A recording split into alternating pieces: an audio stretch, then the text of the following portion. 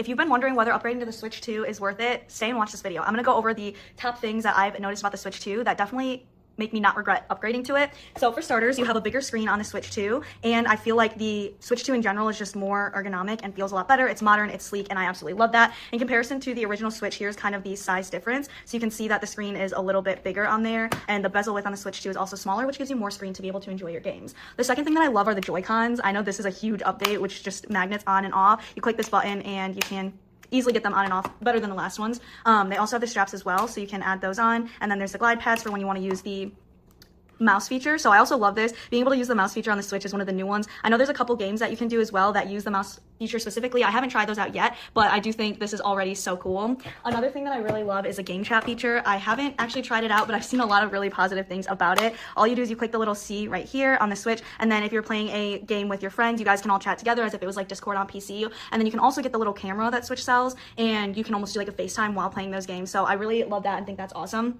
The biggest thing too for the Switch 2 is that the performance is way better. You can actually play up to 4K on the Switch 2, whereas I believe on the original Switch you could only play up to 1080. And so that in itself makes your games a lot smoother, makes them look crisper, and performance definitely is catching up to, say, like the PlayStations or the Xboxes.